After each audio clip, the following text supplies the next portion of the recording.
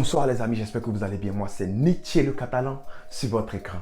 Alors comme vous pouvez le constater les gars, on illumine la pièce façon Albi Céleste. Parce que l'Albi Céleste est passé contre la Colombie ce soir. J'ai pas dormi, j'ai regardé le match. Il fallait que je prépare un débrief.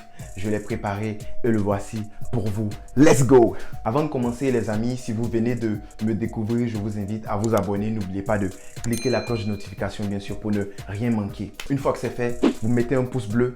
Et on peut commencer. Pour ceux qui ont regardé l'avant-match, je vous avais dit que la force de la Colombie se trouve dans la défense, mais surtout sur les côtés. Le boy Diaz et le boy Cuadrado, ils sont super efficaces. Et vous avez vu ce qui s'est passé aujourd'hui. Vous avez vu ce qui s'est passé aujourd'hui. Mais avant de commencer, on va parler d'un Lionel. On va pas parler de Lionel Messi d'abord. Le GOAT, on va parler de lui plus tard. Mais on va parler de Lionel Scaloni. Mais Scaloni, attends, dis-moi, qu'est-ce que tu nous veux? Scaloni a encore aligné son boy Gonzalez. Mais je ne comprends pas. À chaque fois que tu fais entrer Di Maria, il montre que sa place n'est pas sur le banc, mais sur le terrain. Mais tu le mets toujours sur le banc. Scaloni, qu'est-ce que tu nous veux? Scaloni a failli avoir du sang sur les mains. Mais Lionel Scaloni, mets-nous Di Maria au début. Mets-nous un Di Maria au début. Tu nous mets un Gonzalez. Gonzalez, il sert à quoi? Honnêtement, Gonzalez, il sert à quoi?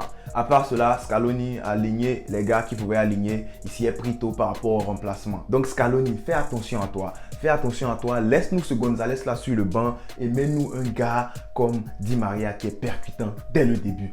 Tu as compris. Maintenant, on va parler de Martinez. Le match dernier, j'ai vu le match de Martinez. Je me suis dit, bon, c'est un match passable. C'est un match passable. C'est pas un match médiocre. C'est pas un match nul, mais c'est un match passable. Je me suis dit, bon, peut-être que cette fois-ci, là, Agüero allait jouer un peu. Mais je sais pas. Martinez, là, honnêtement, si l'Albi Céleste perdait ce match, Martinez aurait eu du sang sur les mains. Je vous le dis. Je vous le dis. Parce que je m'en fous du but qu'il a claqué. Le but qu'il a claqué, là, c'était un caviar que Messi lui avait donné.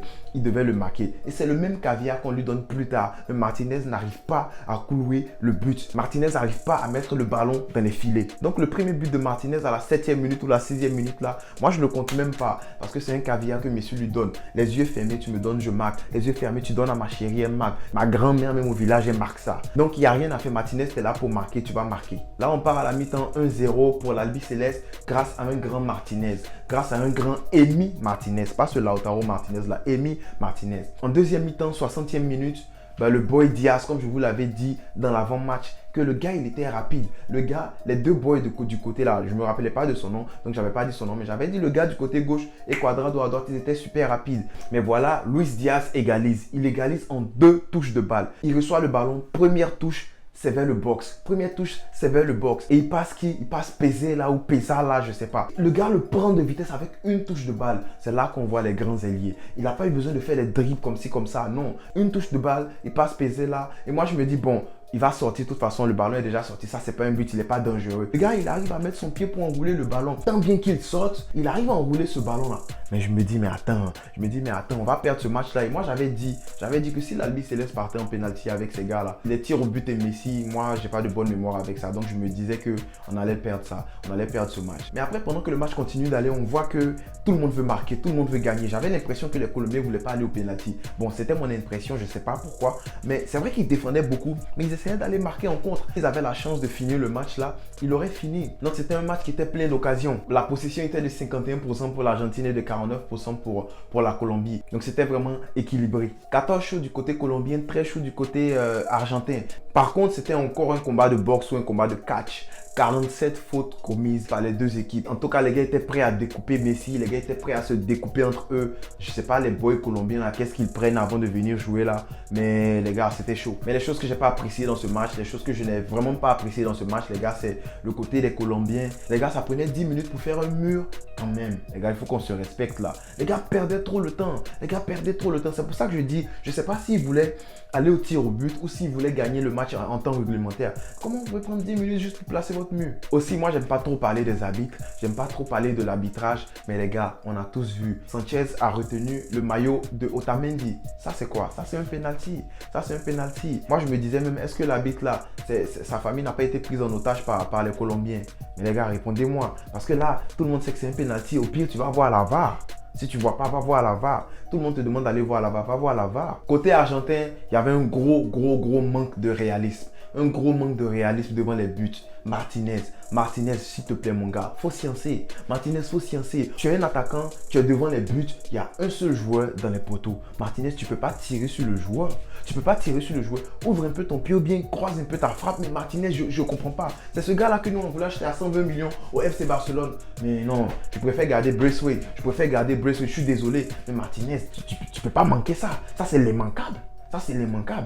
Non, le gars là même, il m'énerve trop. En tout cas, ce Martinez là, il est nul. Mais il y a un autre Martinez qui sait gérer. Emi Martinez. Je vous avais parlé de ce gars là, de ce gardien d'Aston Villa là. C'est un très bon gardien. Emi Martinez, en tout cas, le gars, il est fort.